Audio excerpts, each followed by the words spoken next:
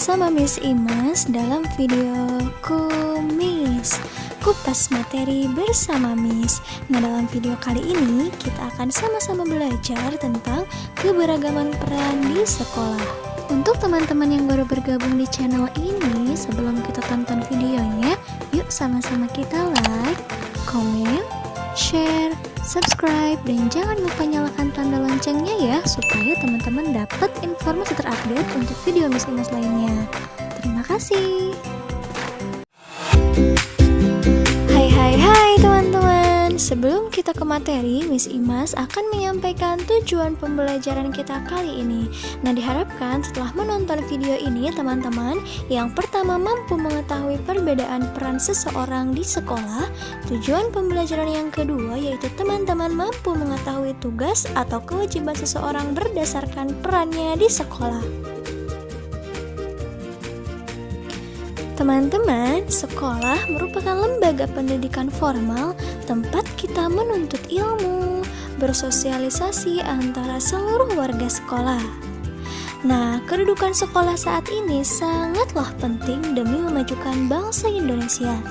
Kemajuan suatu sekolah merupakan jeripaya atau hasil perjuangan seluruh warga sekolah dalam membantu kegiatan belajar mengajar, mempromosikan sekolah supaya dikenal oleh banyak orang, dan lain-lain. Nah, ada yang tahu tidak ya? Siapa saja sih warga sekolah itu? Dan apa saja perannya? Oke, warga yang ada di sekolah itu yang pertama meliputi ketua yayasan atau pengurus yayasan atau direktur. Yang kedua, kepala sekolah.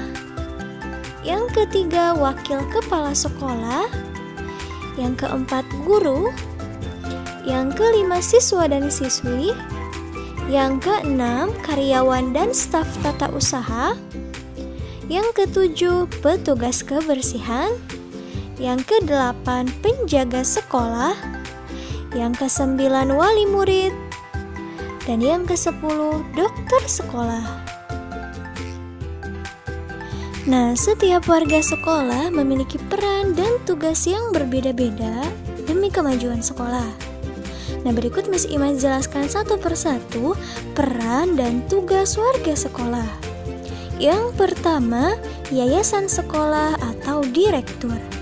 Nah, perannya itu sebagai pendiri suatu sekolah. Nah, biasanya yayasan itu ada di sekolah swasta.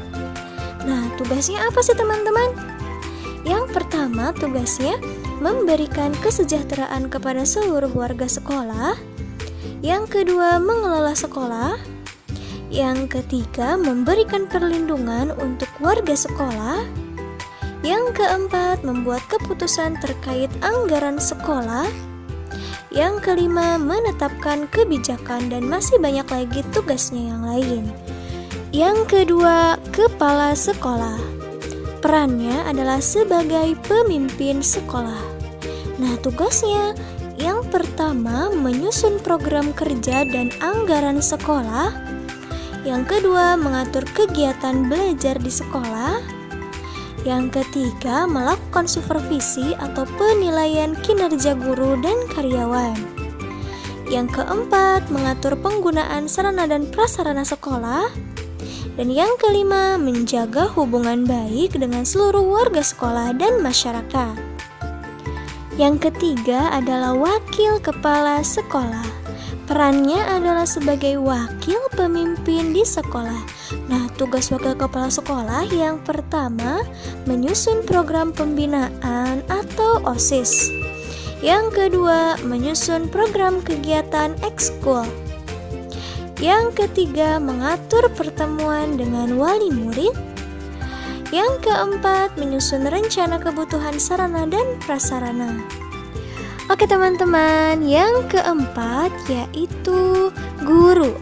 Nah, peran guru adalah sebagai orang tua kita di sekolah dan sebagai tenaga pendidik di suatu sekolah.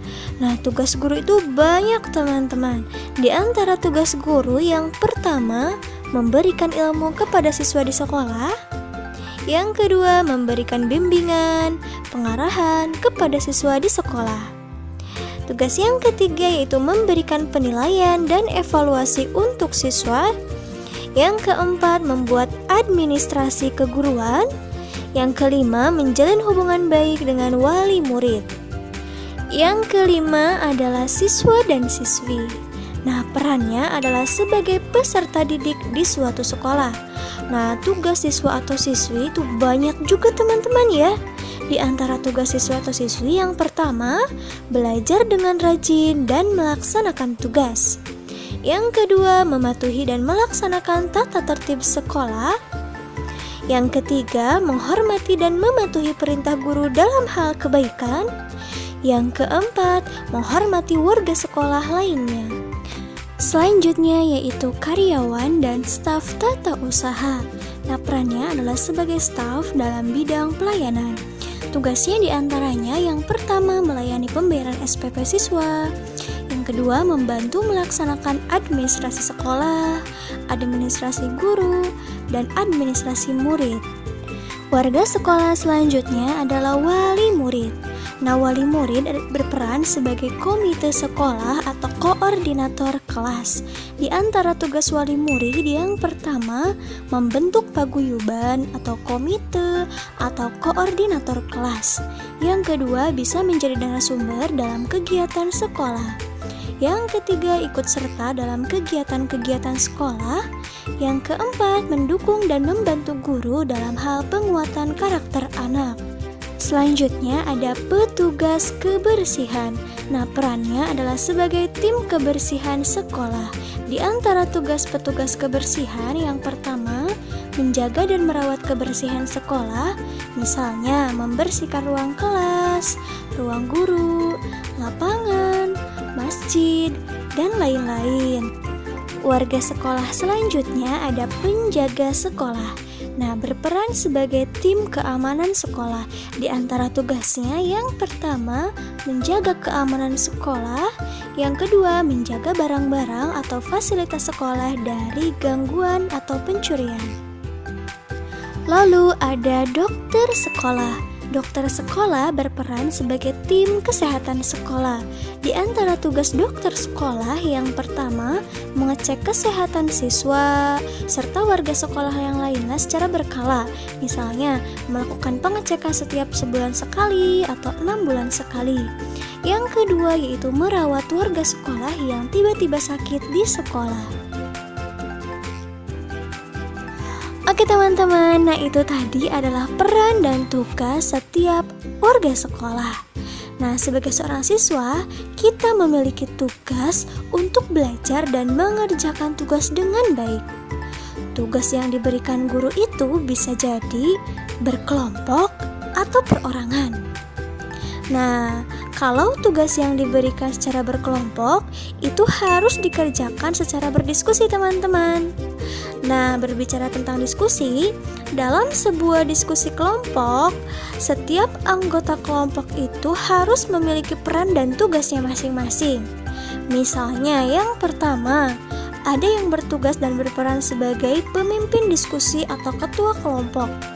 Yang kedua, ada yang bertugas mencatat hasil diskusi. Yang ketiga, ada yang berperan sebagai wakil ketua kelompok.